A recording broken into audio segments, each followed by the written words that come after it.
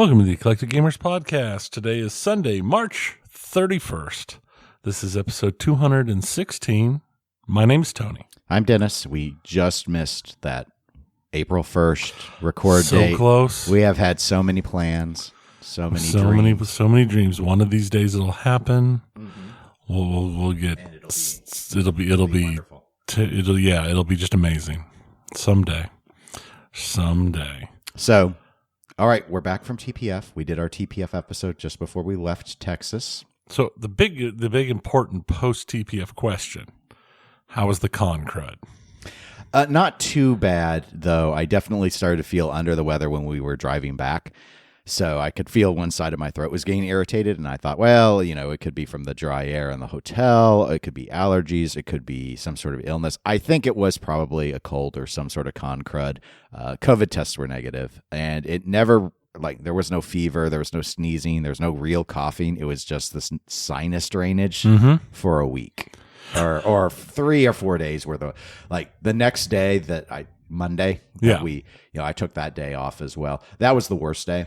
And then after that, I got some throat lozenges and some Dayquil, which didn't do anything. So, and then NyQuil, which gives me weird dreams and stuff with NyQuil. I don't like taking NyQuil. It makes me feel weird even after. It's like that Willy Wonka sequence where you're running through the tunnel. I can't usually remember what they are until, a few minutes later I lose it. I know I didn't have any night terrors this time, but I'm at dark, just horrific things. But so absurd that I would wake up and I'd go, it was strangely horrific, and then I fall back asleep.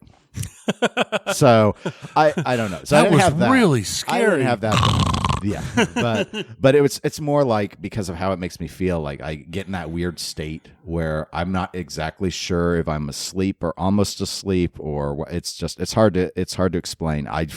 And the next day my brain feels fuzzy anyway. Everything just feels off for about 12 hours after taking it. So I don't like taking it, but it works better for falling asleep with a cold than Dayquil does. So, because there's one more chemical in there, and it works better for me than the daytime stuff. So, I couldn't feel any effect with the daytime stuff other than I suppose the acetaminophen in it, but I wasn't. Anyway, I don't know that's amazing. I mean, my wife and oldest daughter are similar, where the NyQuil is it's like the old joke about it putting them in a coma. They'll just sleep forever on that stuff. Doesn't affect me at all. I have no issues with it. I don't have any problem waking up or anything when I'm on it. It's just I don't know. I feel disconcerted is the best way I can describe it. It's just off. Not like a propofol or anything. Not like that. Just off. It's I don't know why. Well, I managed to completely dodge the crud. Yeah, you I were felt healthy. fine the next day. Mm-hmm. And then I threw my back out, and I spent oh no, the next week and a half moving like I was 85 years old. That's me, 84 years. It got to the point where I was like, I don't really need to take my work computer home today. I'm just going to leave it at work, and that way I don't have to carry my really giant, heavy laptop back and forth because my back hurts so bad. Ow. And even today I'm still sore. It's not as bad. I don't need it. I'm not at the point where I'm having to take stuff to keep going through the day. But yeah, no, I'm very glad it happened after TPF because the first couple or 3 days after it happened, it was like, oh, you walked 75 feet. You need to either sit down or the pain's just going to keep compounding for a while. Yeah, that would have been a problem. That would have been a problem. But I was, like I said, I was really honestly surprised I dodged the crud because normally I don't. Normally I'm much like you. I at the least have at least a little something, if not something real bad. But I actually dodged it this year. So that I did my hand sanitizer and all that. And again, it wasn't in the grand scheme of things, it wasn't very bad. It was annoying. It made me sound bad though. And I was supposed to be on Flipping Out with Friends with Joel, who we saw at TPF, to do a post TPF YouTube on Wednesday.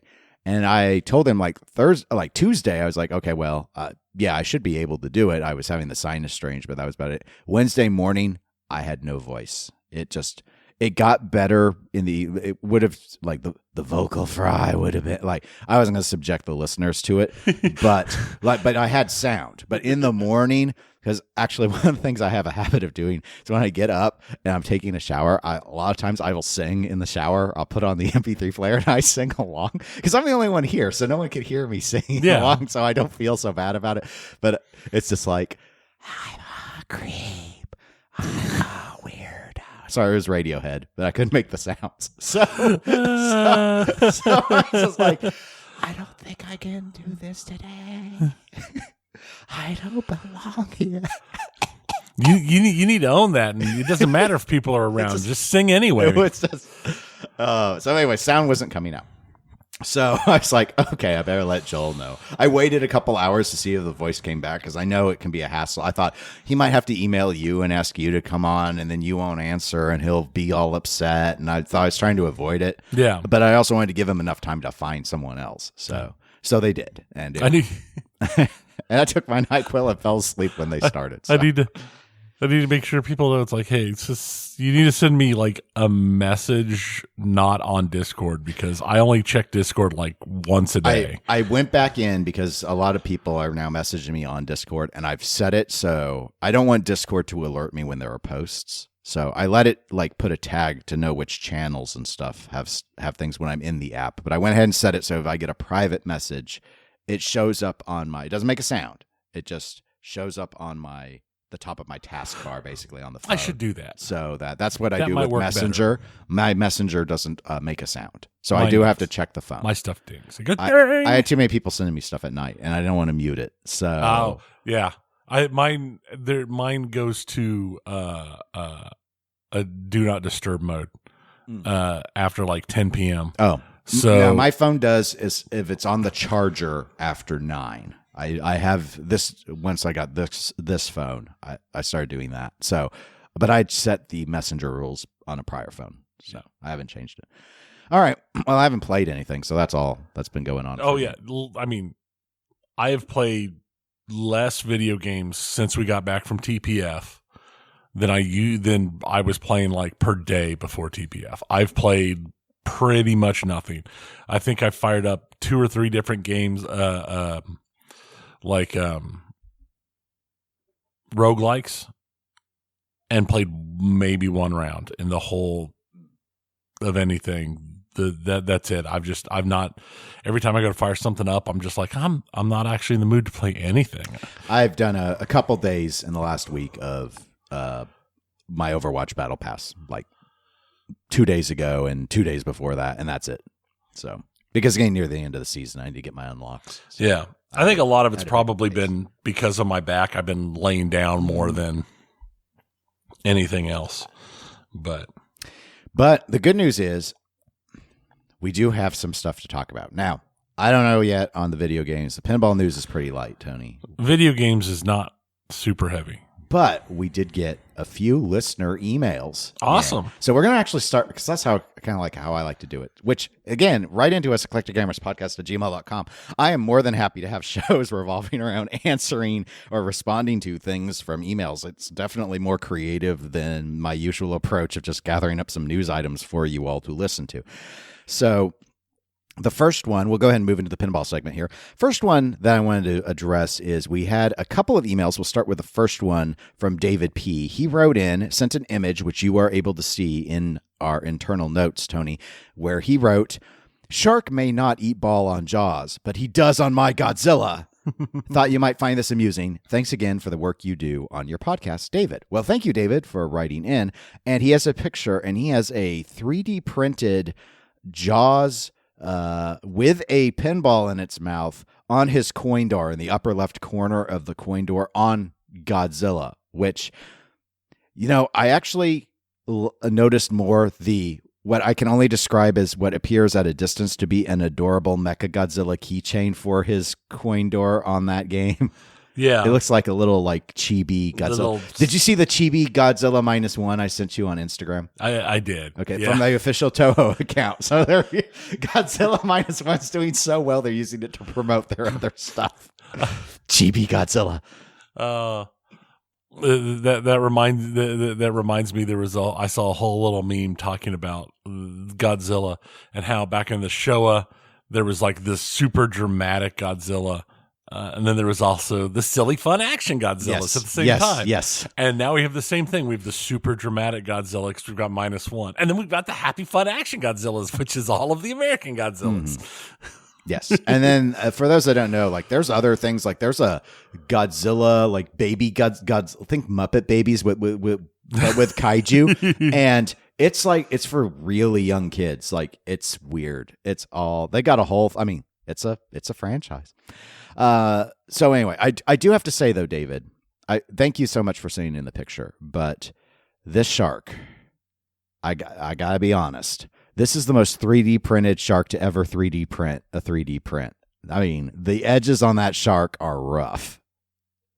It needs to be sanded down. You need to smooth that. You need to smooth that shark out. It reminds me of the shark from Jaws 3D. Jaws 3D. Oh, that's how realistic it looks. So anyway, but it does seem fun. I will say, I'm looking at trying to find a way to rearrange and set stuff up so I can get myself a resin printer. I'm thinking the problem is just I don't have anywhere to put it and safely vent. Right. Oh, that's the venting that's going to be going to be the big problem with my current setup. So I've run into the same thing in my consideration to get into smelting. Yeah, but you got a pretty good sized backyard. You could do outdoor smelting. Yeah, but I would probably burn. You could melt down you could melt down pop cans, and you get all the aluminum you need, and you could start smelting and making stuff out of just cast aluminum. Yes. I've done that. I did that in high school. Oh. I did aluminum casting. I didn't know that. Interesting. Yeah. What'd you make with it? A license plate. Are you in prison? Yes. A license plate that I still have. It's out in my garage. And some other little silly stuff that I no longer have. Oh, okay. Interesting. Actually, I had never considered smelting. I just decided to say it because it sounded fun. Smelting. Speaking of, David P. also sent us a separate email that I wanted to move into next. It's about TPF. So very, very relevant here. He writes, Dennis and Tony, I don't know why I gave him a different voice this time. Okay, I started listening to your post, TPF episode. Haven't finished it yet. I also noticed that attendance seemed lower than last year. I wasn't aware of the blizzards. However, they moved TPF earlier in March this year, such that it was during the last weekend of spring break for most Dallas-Fort Worth schools. I suspect this may have impacted attendance, as long as people may have been out of town on vacation with their families. I'm not a fan of moving it to coincide with spring break because it is very difficult for me to get time off during that week at my job.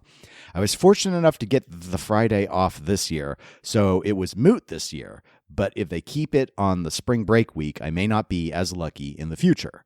Thanks again for all your efforts you guys put into your podcast. It is always the first and often the only pinball podcast I listen to. Now, he said DFW, but I've translated that to Dallas-Fort Worth because I think that's right.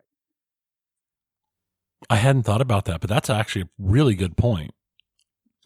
I liked it being moved forward because it means I no longer had to tell my wife that I was choosing pinball over her birthday. Over her. It's even worse. That's how it's running. That's how it's in her head. You picked it over my birthday, but what she said between the lines was, "You're picking it over me." Yep, that's how it is. Yeah, and for me, I lucked out. This was just a one-time thing, but I'm in a supervisory training thing for my new job, and because of, I assume, spring break, they didn't schedule training on the day. Actually, I wedged it in where it wasn't, because it's on Tuesdays. I wedged it in where it wasn't going to impact my travel schedule, but I knew if I had gotten sick, like really sick, it wouldn't have been a problem for me to also end up taking off the next Tuesday. Whereas every Tuesday has had training since then. Now, then again, I scheduled a different training on that day anyway. They just had to deal with me eating 35 Halls drops while I was sitting there learning how to be a defensive driver. But yeah, that definitely could have impacted attendance. I don't know because yeah, I think it would, just because a lot of people are probably still out of town, at least on the Friday, Saturday, and then we didn't take stock of the attendees on Sunday, so I don't know how that ended up looking. Saturday felt pretty full to me. Friday just felt light in particular, but there's a whole different configuration thing involved there. And in fact, I want to go ahead and jump to another email because we actually got several emails about TPF and attendance. So the next email actually, which I think will help feed on the discussion here, came in from Doug M. Excuse me. And actually, let me skip that one. Sorry, Doug. I will come back to you, I promise. I want to go to Chris C. His email is the TPF email. So he wrote in, he actually emailed us twice. Glad you had a great time at TPF, and thanks, as always, for your analysis of both the show and the pins. Sadly, despite living a mere 15 minutes from TPF, I opted to skip this year, primarily because of how packed TPF is, which gets to the point of this email. I have an alternate explanation on why TPF seemed less crowded this year. In short, there were far fewer pins. Why do many folks bring pins to TPF? To get free entry. Fewer pins, fewer people, more space. The new arrangement wasn't to ease congestion, it was to fill space. While sadly no polynomials are involved, here's a link to a spreadsheet with data I culled from the Wayback Machine showing prior year's games list from 2020, 2022 to 2024. 2021's page was oddly hard to find. Key callouts for your... Let me put us an aside here. I think the reason why you struggled with that is there was no 2021. 2020 and 2021 were canceled. So, and bear in mind that the 2020 games did never show up either because that got canceled also. Yeah, so that was kind of last minute cancellation. But. Right. So that's why you struggle with that. Back to the email though. Key callouts for your listeners. The number of vendor provided games across all years was very consistent at about 140 to 142. There were 159 fewer machines in 2024 versus 2023, a 66% drop. Thus, the fallout in machines came from exhibitors. Keep up the great work, and I hope you find this interesting. Cheers, Chris.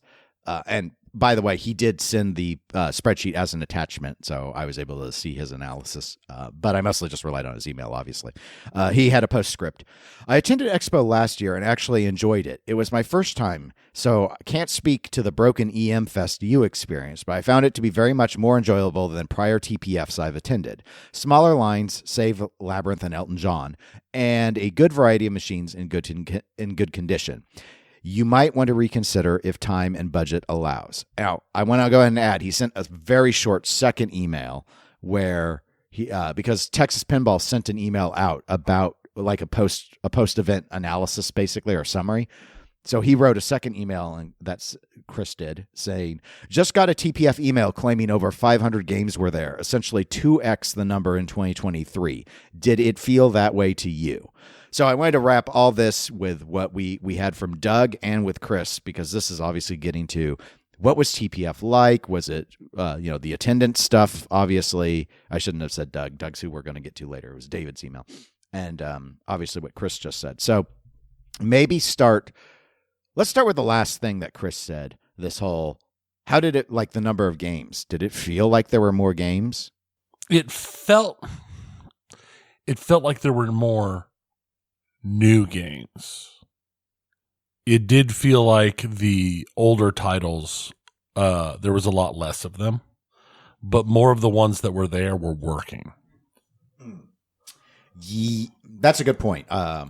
So something none of the emails touched on, for a variety of reasons, of course, was it seemed like there were a lot less broken down games. And TPF has never been bad about broken down games. Like, again, compared to Expo, right? TPF has, I felt, done a very good job about keeping games operational. But there were very few games I saw that were turned off, or if I saw them turned off, they were turned on later. And I only went up to a couple of games where I wasn't actually able to play a game because something was wrong. So, however, I would say in regards to Chris's question, did it feel that there were more games, especially like 2 times the number that there were last year? No. Yeah, there's no way. No. In fact, I thought it felt like there were fewer games overall. Mm-hmm. But a lot of that is not so much. You have to bear in mind that Tony and I aren't going around trying to play a bunch of different games. because we've played all of these games before. We've become the Ron Hallett Juniors of pinball. I mean, Ron Hallett Jr. is the Ron Hallett Jr. of pinball, but we're like the mini-me versions in the sense that we've been at the hobby and in these shows long enough that there are very few games other than the new things that we have never played before. I mean, I think the only thing that was old that was a highlight to me, again, is often on the EM side, and they had a fairy tale collection. Like I believe this show was the first time I ever got to play Humpty Dumpty, the first flipper, electromechanic flipper pinball machine. So in that regard, there's very little that I've never experienced. But we played a number of old games, but and there's always stuff we've played before. Right. There's always certain games that if you see, especially if you see a really nice version of that, you're going to jump on. If you see a real good 8-Ball Deluxe, of course you're going to jump on it. I'm always attracted to a Spanish Eyes or any of the Center Pop games because of my own little thing with Center Pop games. But I think like you said, we're at the point we play the new games. Most of our time is talking and chatting with people and then jumping on games occasionally that we either have not seen very much or very often or are particularly nice versions of a game that we have lots of experience on, or the occasional really horrible one like the high speed. There was a flipper issue on that. So no, it did not seem like there were more. In fact, I thought there were less games than there were in 2023. But all of this qualification was applied to say that if that was the case, I was glad for it.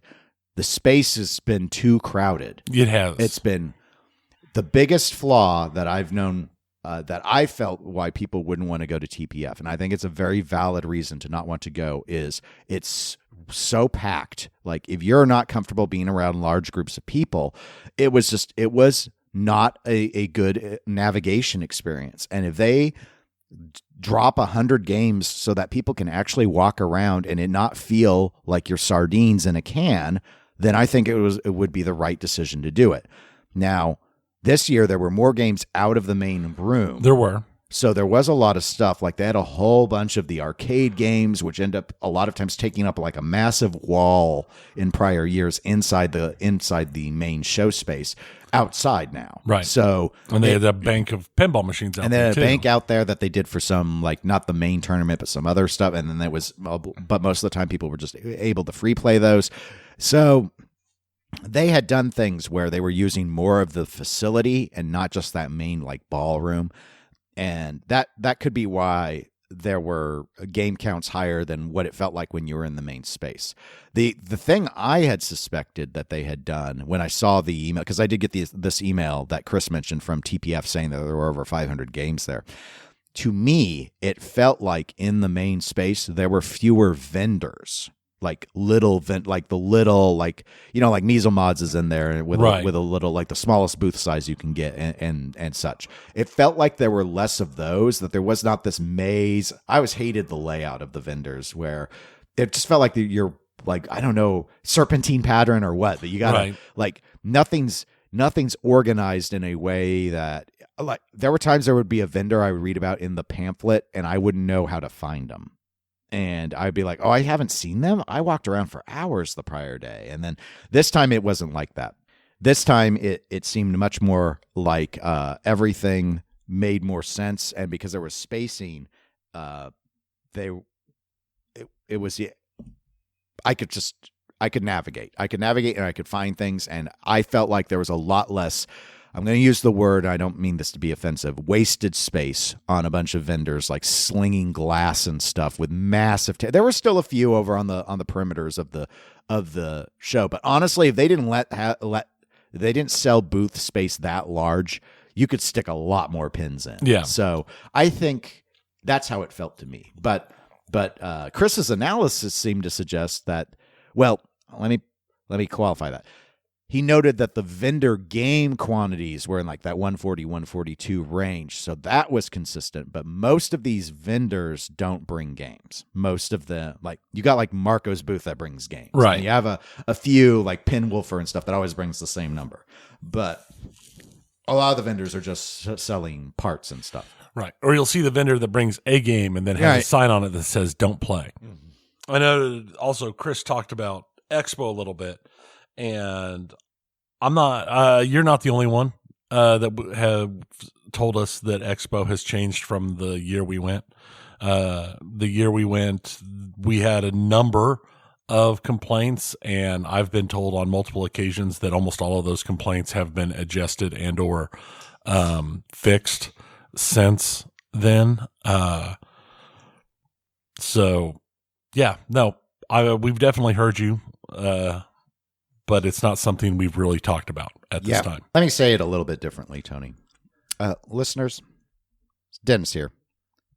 Quit trying to make Expo a thing. All right? It's dead. It's done. We're done with it.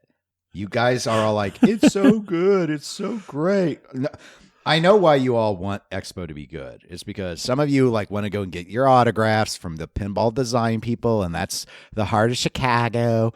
And so everyone who works in pinball, that's anyone, is up there. All da. Too bad.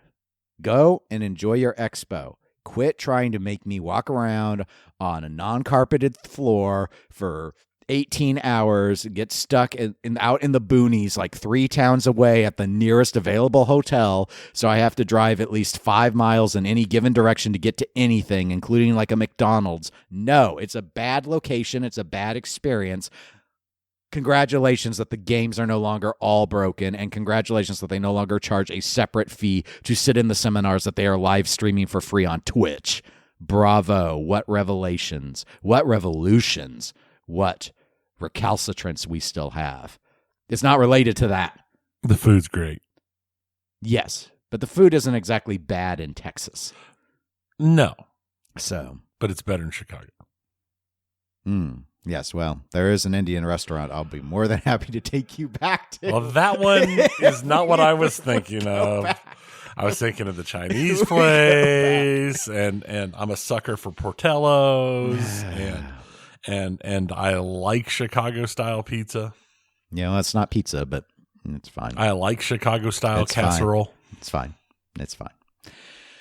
All right, so thanks for all of that. Now I want to get to Doug's email. So I'm getting all these names mixed up. There's so many emails, but we do appreciate it. So Doug M. wrote into us. This actually has to do with, he heard that he's kind of responding to an email on the Pinball Show, but about a discussion I had with Zach. However, I told him we're going to address this on EGP. So this is what he wrote. Dennis. Oh, he even did it. He even did it in my the Dennis here thing is a little bit I do on TPS. So you could tell he's taken the similar here. So let me try and do it. Oh, I so want to like give him a weird accent, but no, I'll do it just like it's a Dennis one. Dennis, Doug here. Last week on the Pinball Show, you and Zach had a long discussion on the new barbecue themed pin. In that discussion, you expressed your bias to Kansas City-style barbecue, and specifically Gates barbecue sauce. Being from New England, where we are actually becoming known for exceptional barbecue, don't laugh, it is true, I was intrigued, and I bought a bottle off Amazon. Not kidding, see receipt, screenshot below. As an aside, he bought Gates Original, is what he bought. Okay. Continuing the email. So it showed up the other day. I have to say, it is good. But is it barbecue sauce? No, it isn't. It is at best taco seasoning or a taco seasoning flavored sauce. Again, good stuff, but it ain't barbecue sauce. Smiley face, Doug. All right. Thank you, Doug, for emailing in. You're wrong. You're wrong. Gates, original Gates, like I don't ever go to Gates and get barbecue. But like if I buy sauce at the store, I almost always buy original Gates. I really like it. I don't know what your thoughts are on Gates specifically, the original. Because some people don't like it. It's different. It's different. Gates is not my go-to. My go-to is either Jack Stack or K&M. K&M is a very local place. They just have one location, and it's in a little town near here. Jack Stack has a bit more. They're a bit larger name place. But those are my go-tos for that. I think would he easily be able to order either of those? Let's give him some suggestions before we destroy him. Okay. I would say Zarda. If you prefer sweet, Zarda, grandma's Zarda. That's a good point. I used to get Zardo sandwiches quite a bit. Yeah. They're a little far north for me, but Jack Stack, Can-Am. Jack Stack is good sauce. I think those are the big ones. Arthur Bryant's. The biggest Gates competitor, one would say, because they're kind of near the same area, I think. I never go there for barbecue either, though, so I'm not sure. Right? But yeah, I've gotten their sauce from the store. So those are all ones that I find quite good. I think the big difference that we're looking at here is I'm going to go out on a limb. I'm going to assume New England has the East Coast bias of a vinegar-based sauce as opposed to the tomato-based sauce that is more common in the Kansas City area, which would make the difference in why you would think it'd be like taco saucy type thing, because it doesn't have the deep vinegar base. I actually enjoy a vinegar-based sauce now and then. I'm particularly a big fan, if you can come across it, of Tennessee Red is like a vinegar-based table hot sauce, barbecue sauce thing. Big fan. I normally get mine from Blues Hog. Tennessee Red is what I normally get. I always keep a thing of that at home because I prefer it on like eggs and stuff like that. It's a good sauce for going for if you prefer a more vinegary type base. That would be my recommendation. But I think that's the big difference, is just because there's such a difference between a tomato base and a vinegar based barbecue sauce. And that's a very fair point. And I do like the vinegar based sauces as well. So I'm pretty open to, but we have both types around here. So. Right. Now, the important thing is, as long as I am going to say it, if your favorite barbecue sauce is Sweet Baby Ray's, you're wrong. It is not. You just haven't had any actual barbecue sauce. It is like the Hunt's ketchup of barbecue sauces. Yeah, I have to admit, I was pretty taken aback by the taco seasoning comparison for Original Gates, though. I thought that was pretty harsh, pretty cruel. Maybe. I'm not a huge Gates fan, though. I know plenty that aren't. It is very much a different. It is very much a different style of sauce, as you noted. I mean, with its ketchup style base. It's, because like of those type of places, I'll typically, if I'm going to get that, I'm going to go Zarda, just because I have a preference for Zarda. But I don't associate that sort of ketchup based style with tacos. No, either. I mean, what I like about it is there is heat to it, which I do associate with, because you got garlic powders in it, red peppers in it, cumins in it. There's some chili powder in it, so I see kind of where you're getting but the base is still ketchup. So I don't. But you know what? Here's what I'm not factoring in properly. I bet out in New England, they probably mess up tacos about as bad as they mess up barbecue, and they probably use ketchup on the tacos.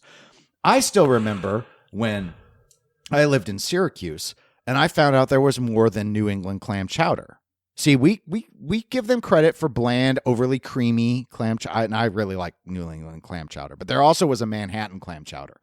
So New York took clam chowder and ruined it in some way. And Manhattan clam chowder is, I think, a tomato-based clam chowder. So I think based off of that, I don't know, I never ordered it, quite frankly. I looked at it, I was like, absolutely not. You've got to be kidding. Why is it red?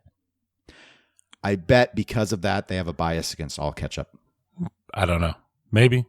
That's my theory. But you know what? I can still say with 100% honesty, the best deli sandwich I ever had was on the East Coast.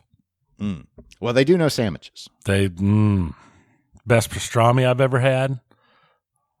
Oh, man, that sandwich had pastrami and corned beef on it. Spicy mustard. Oh, best sandwich I've ever eaten in my life.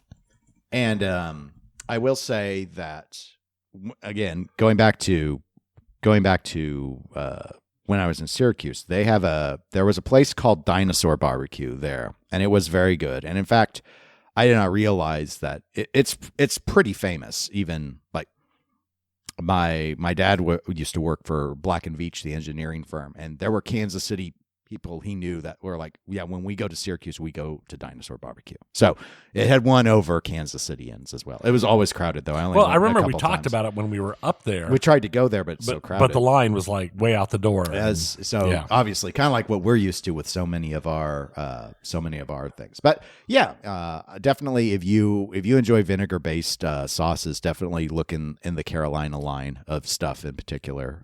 We have a few brands around here that use that style. But like I don't have any particular name one that sort of stands out to me that I would recommend. Yeah, but, like I said, I like the Tennessee Red, but that's listed for Carolina and more of a Tennessee thing, obviously. Yeah. I mean, there are all these regional. Also, if you like things just a little spicy, but not like hot spicy. But I mean, my go-to is the Jack Stack spicy. See, I don't like really, really hot. It's not really, really hot. It just has a bit more tingle than the normal stuff. It's a little less ketchup. Okay. Yeah, no, that makes some sense.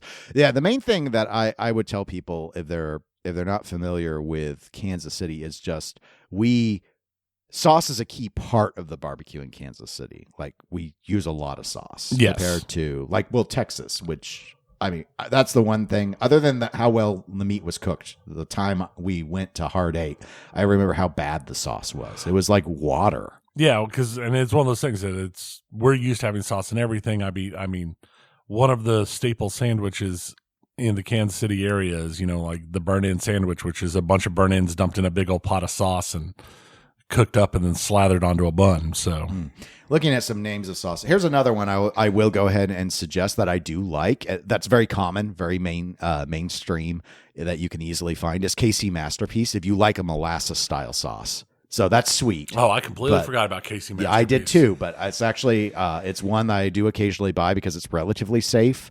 Because it's kind of got a maple vibe to it. So yeah, if you like a sweeter style sauce, that's a decent one to go ahead and consider. But yeah, so that's those are the ones that stand out to me. But okay. And we don't believe you about New England actually being like a key place of barbecue sauce. So don't ever say that again. Thank you. All right. Pinball news. We're finally there. We're through the emails. I'm a fat guy, so I'm willing to give it a try though. Next time I go to New England, I can be proven wrong. But where's their big show? Why are you maybe if y'all quit trying to push us to go to Expo so much and try and say, hey, why don't you come to Allentown? Yeah, I know Allentown's not New England, but isn't that the closest show? Do you guys do a show in New England? I don't know. I don't know what's going on up there. I've never been to not New England proper. I've never been further north than, well, not counting Alaska. I've never been further northeast than New York. So it's just one of those things. Allentown. Because that's in Pennsylvania. I know that. I'm trying to picture it on the map. How close is it to Battleship Cove? Because that's on my to go visit list. Big Loop. Yes, the Big Loop, very famous. No, it's my personal Big Loop. Yes, your Big Loop. So just like one of these days, I'm going to take a lot of extra time off work, and after TPF is over, I'm going to drive south so I can go to Corpus Christi and Galveston to see Lexington, Texas, and then I'm going to go up to Mobile, Alabama, so I can see Alabama, and then I'll come, and then maybe into Florida to see. I didn't know Mobile was on your list of places to go. Yeah, there's a museum I want to see. So, what was this cove place called? Battleship Cove's in Massachusetts. Oh, wow. Okay. So it's not also in Pennsylvania. No. All right. It looks like that is a 4-hour, 45-minute drive on I-95. Oh, that's not bad. All right. So in terms of news items, we got some Pinball Brothers news. The Pinball Brothers are no longer with Pinball Brothers. So, well. I read this the other day and I was like, I mean, well, that's interesting. Kind of, sort of. I don't know how many are brothers and how many people are. I don't remember any of that stuff. But the thing that I thought was interesting is it wasn't actually very recent. So 2 of the original founders have just recently announced that they aren't actually with the company anymore. They left after December. So it's been a few months. However, I guess in their announcement, they indicated they hadn't been involved in any decision making at the company since January 2022. What I couldn't tell is are they suggesting that they were forced out and they left because they weren't allowed to be in the decision making, which is how I interpreted it? That is also how I interpreted it. Or is it hey, we've been hands off since January 2022 and we just decided to make it official as of December 2023? But I got the impression like they basically were forced out of any decisions. So they're like, why should we even keep a stake in this company anymore? I had the same feeling. Okay. So we don't know if that's true or not. This is alleged, guys. This is alleged. We're just that, but that's based off of what I interpreted from reading that. Pinball Brothers has already been in discussions a lot lately because they posted a picture of a Bell helicopter, and then they're based off the announcement stuff. Like everyone's very confident that this is going to be an ABBA music themed pin because I guess they're doing a reveal like on the date of one of the ABBA albums or so. I don't know. I don't remember the detail. I don't care. I mean, we know like ABBA. Everyone knows Dancing Queen. There was that Mamma Mia musical that like used a bunch of ABBA songs. I've never seen it, but I know some people really liked it. Pinball Brothers being based in Europe, and purportedly ABBA is quite a bit larger in Europe than it is in the States. I don't think that needs to be purportedly. They purportedly, are. I didn't confirm it, so I'm just telling you. It's been purported to me that it's kind of a big deal. Okay, over in road Europe. trip. We got to fly to Europe and do polls to find out if ABBA is more popular. I'm just saying. I just wanted like a little brief. I don't even want to call it a discussion. I just wanted to know your thought, Tony. Given like they work with Pedretti in Italy, does their build. This could be a strategy to try and sell more games in Europe, where maybe the price point because of the shipping and stuff is more attractive to people. Like, do you think this is a smart move? Do you think doing ABBA is a smart move? I do. I think ABBA falls into that kind of classic sweet spot of nostalgia music that people have the money to pick up. I am firmly going to say it's time to start moving into, the 90s more.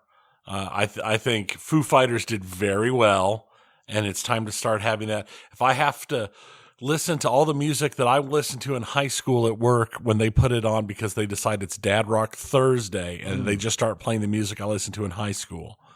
And if I have to sit there and not cry as I listen to it, I think it's time that I start. Where's my Nirvana pen? Okay. Where's my Fuel pen? Let's go. Let's get this going. I mean, come on. But no, I like ABBA, so I have I'll play it. I'll play anything really, but I think if it's specifically targeting to have higher sales in Europe, I think it's a good choice. Yeah, I think it's a fine strategy to try. I'm not really big on music pins in general, it seems, but you'd think they'd usually do decent sales. The only aspect to it that surprises me, and maybe the ABBA thing with Europe is going to be a good workaround on this, but by all accounts, and these accounts could be inaccurate, Queen hasn't done that well for them, and Queen is a big deal everywhere, including Europe. So I don't know that it feels to me like they are so desperately trying to find something that can do as well or better than Highway Pinball's Alien license, which seems to be how they make all their money is on Alien. And you would have thought Queen would have been a good opportunity. But for whatever reason, it just doesn't seem to be resonating the same way that Alien did. And ABBA is not going to resonate as well as Queen in theory as a theme would. However, they might have some good ideas on it. It's also going to be an interesting test because I think ABBA is going to basically be the first concept that they're taking to production that in no way is a Highway thing. Like Queen had been as part of the Highway package of stuff that they acquired. So this is them kind of going out on their own. And maybe the problem with Queen is what they got out of Highway. I mean, I remember when we played it at TPF 2023 and it wasn't the worst game we played, but there were issues with it that we didn't care for. So anyway, but we will wait and see and report more when we finally get to see the game revealed from Pinball Brothers. I only have one more pinball topic for us, Dutch pinball. I think we did go ahead and touch on the last episode that they had announced that they had finally got all the early achievers satisfied on their Big Lebowskis. I think I think I heard on Slam Tilt podcast that basically it took a decade for everyone to be made whole. So, but they did it, which is something we did not think I didn't think it was going to happen. Not originally. Super congratulations for actually pulling it off. Extra impressive given they basically did it all by just selling one game over a really long period of time. Because they haven't had any. I mean, they had Bride of Pinbot 2.0 kits. Maybe they still built some of those. I don't know. But other than that, they went into Big Lebowski after the kit. So what does that mean? What are they going to do? Well, you know what it means, Tony? It means it's time to spin up a new company. Not a terrible idea. Maybe it's not the first time somebody's cut ties with the old bad press to start something new. That's true, but maybe make sure your naming is a little. They probably reasonably worked around it, but here's the thing, and I do have a link in the show notes for folks if you want to read the Nap Arcade article about this, which goes into more detail. But they are starting up or have started up a sister company, which they are calling DPX, which stands for Dutch Pinball Exclusive. So they still didn't get away from the Dutch Pinball name, but as long as if they're doing it KFC is KFC now. It used to be Kentucky Fried Chicken, but now it's KFC. So it's just whatever. I don't know. The plan, as I understand it, is they're going to be making fancy pants, highly limited, exclusive games for collectors. So think Zidware, but in the Netherlands. That's how I interpreted it. It's a boutique. Yeah. I mean, I didn't think they were making that many games, period. So I don't know why we need DPX. Now, I want to say it like TX Sector. DPX PX Px. DPX. Please don't fill our inbox with DPX. Just saying. Yes, please do not email eclecticgamerspodcast@gmail.com with that. So, Tony, you said you thought it was a good idea. I think that there is a definite place in pinball for the very niche boutique small run.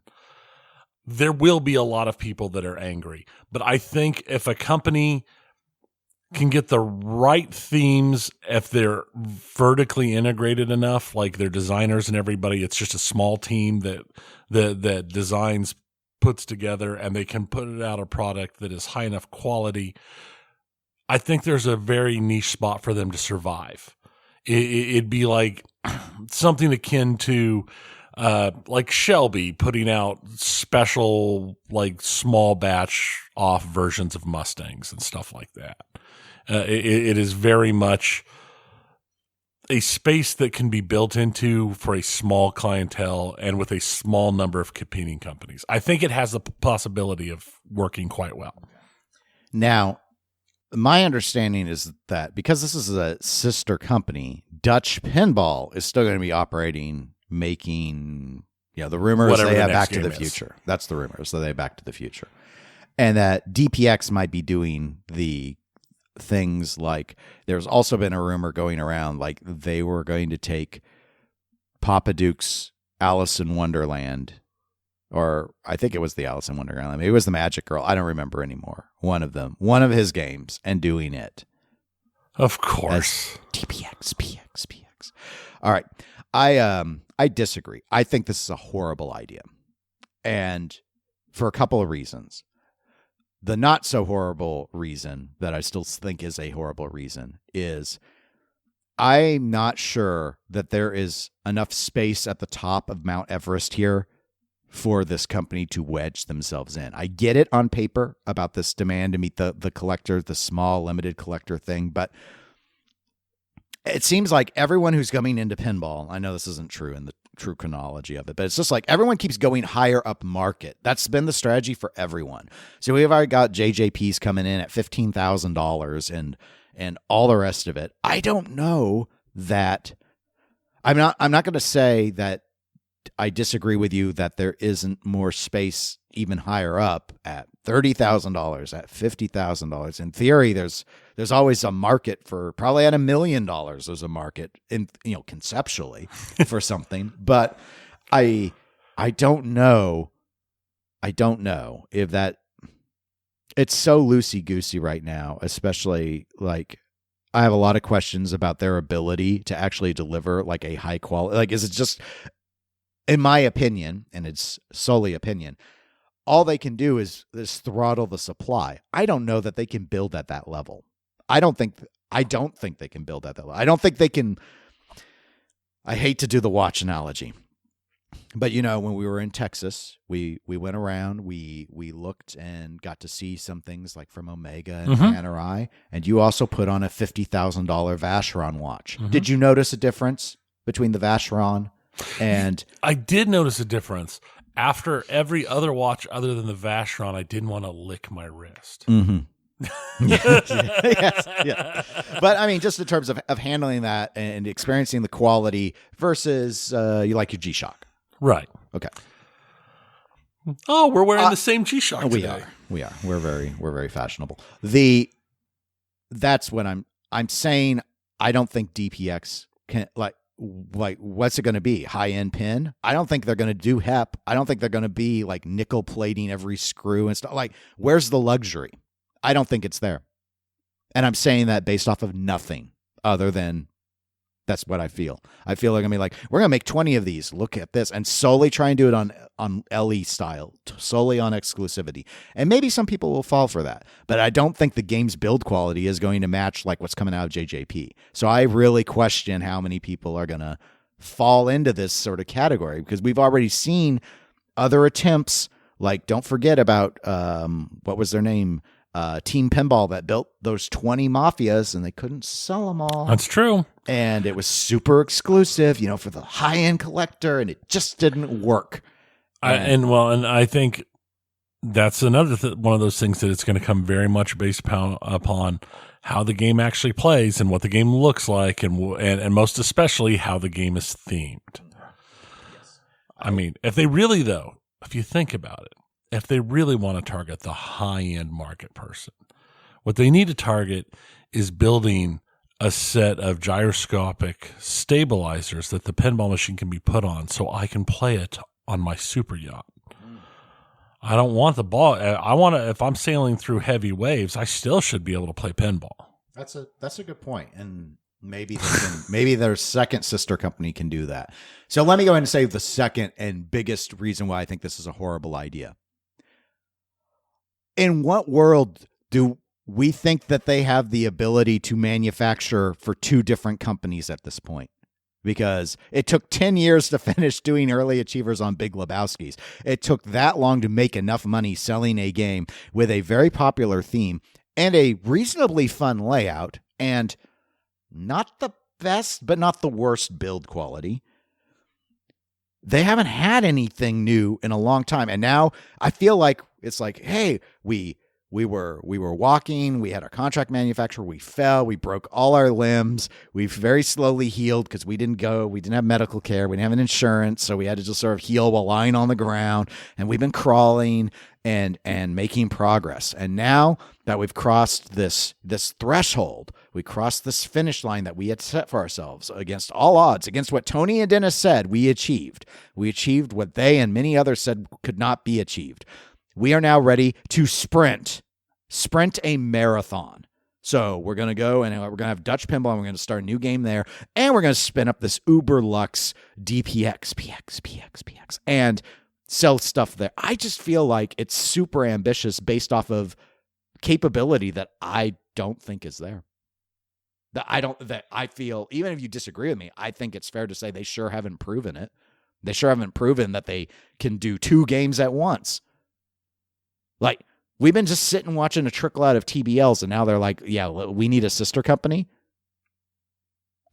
Okay. I think I have no confidence in this.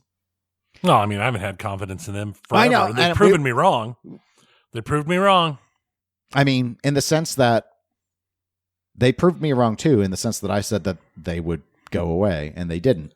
But now they're doubling down. But I can't look at, I mean, I guess I could, but I won't. I won't look at you making your pre-orders whole over a decade and calling you a winner, because to me, that's not winning.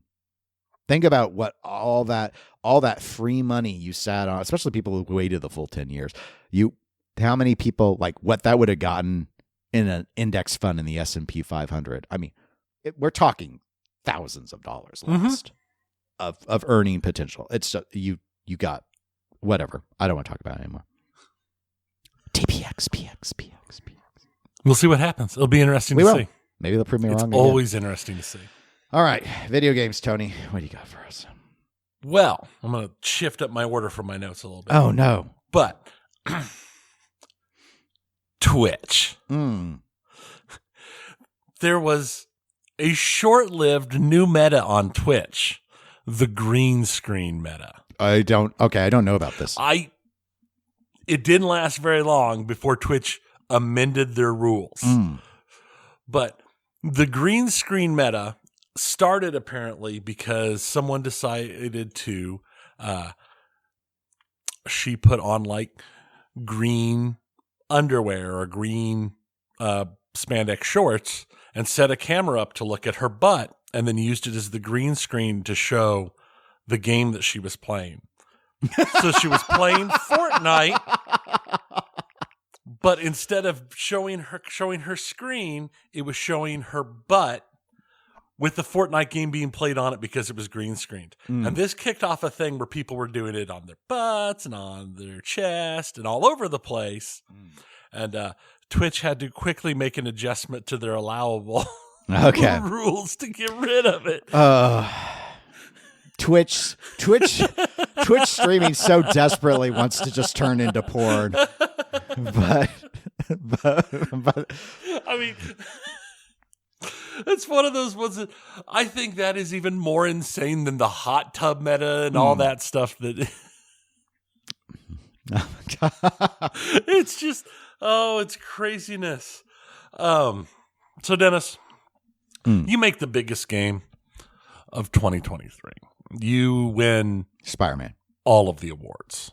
Go Web. Like all of the awards. Okay. What do you do to follow up on having won all of the awards and making a game that everyone loves and is amazing? Sequel.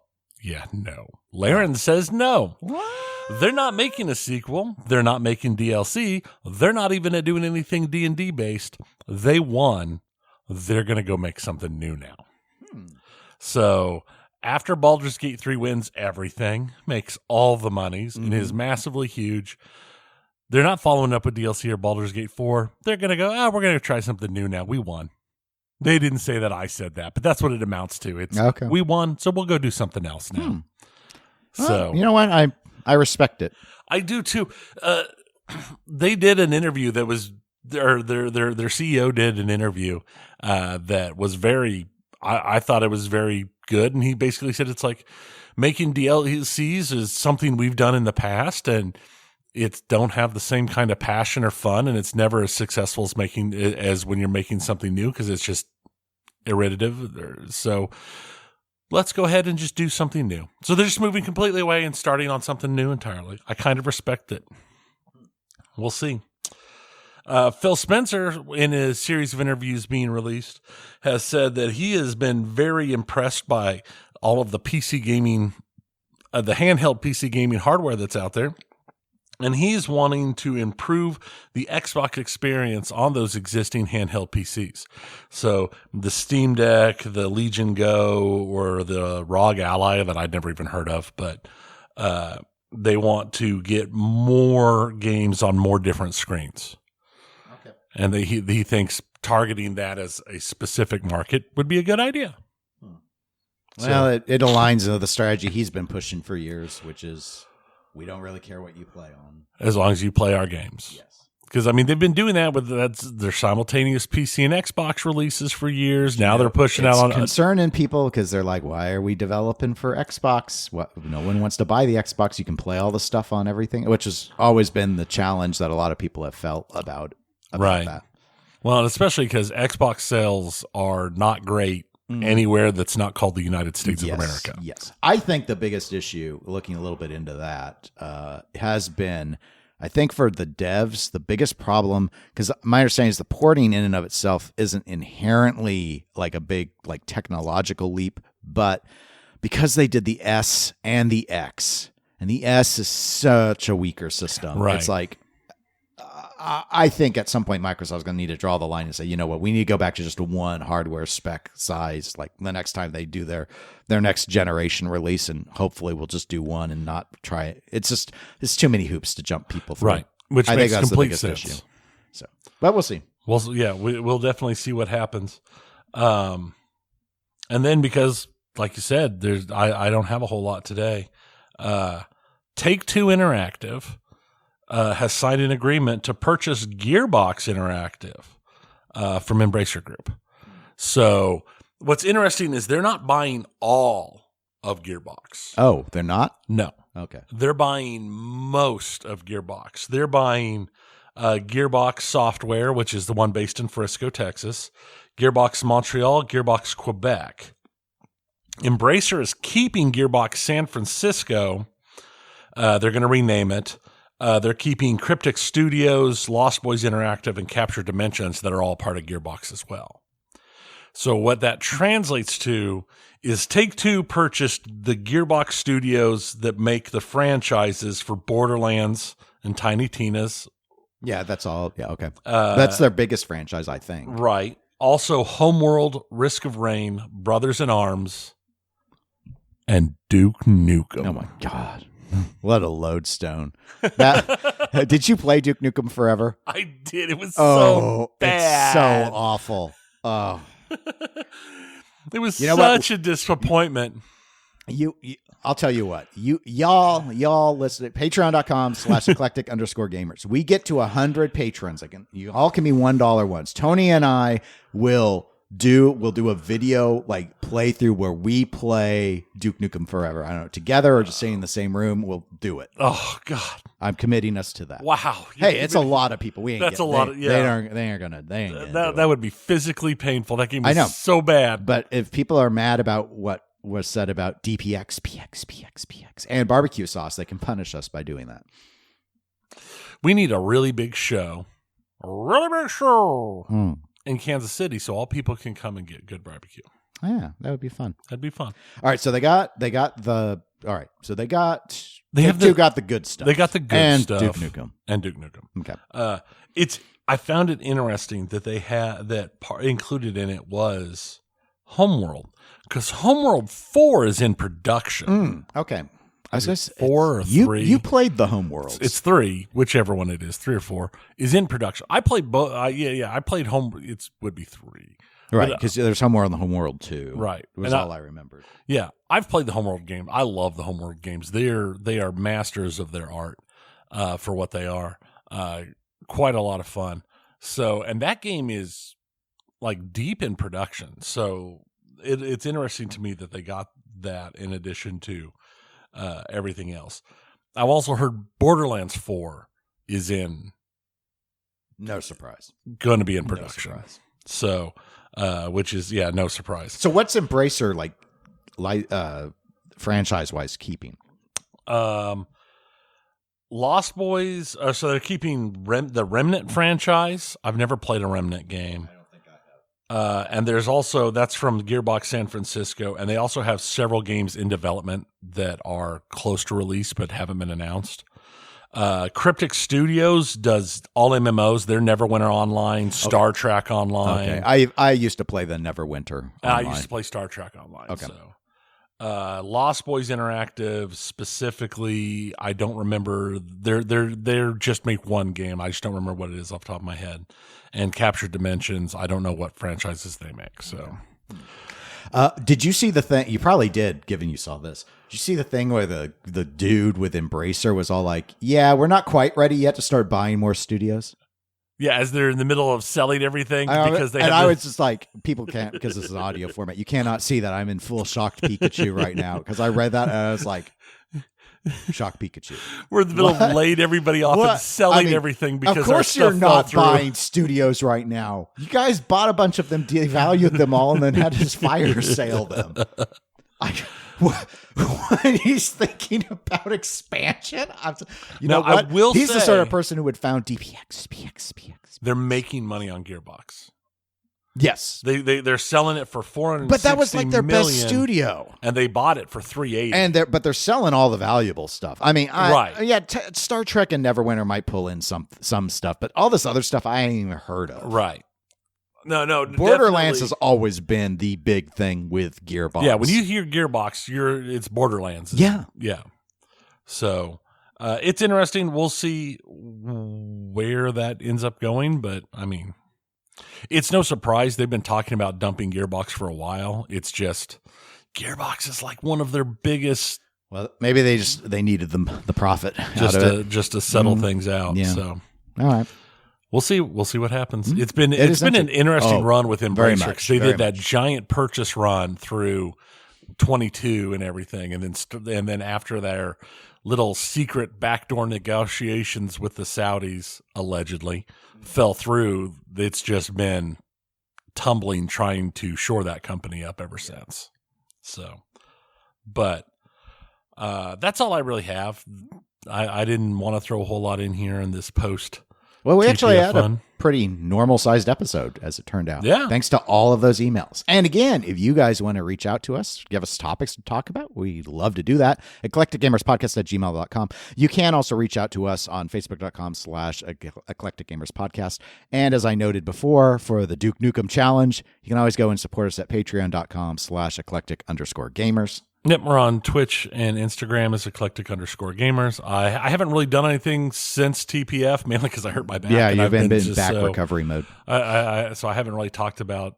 I haven't even done one of my little driving videos that driving I with started Tony. doing. That's what you should call it. Is That driving would with be Tony. That would be a Driving good with idea. Tony. I had considered doing another thing. I was going to call it Breakfast with Tony, but I haven't figured out a good way to do it yet. Have you thought about wearing some green screen and? Yeah, I was going to take my shirt off and put on like a green screen spandex thing, and just I'll be playing the game while having it projected on my chest. Mm-hmm. Yeah, it'll be fun. Or I use green paint that way everyone can see the hair. Okay, well, until a couple of weeks from now, my name is Dennis. I'm Tony. Goodbye, everybody. See ya.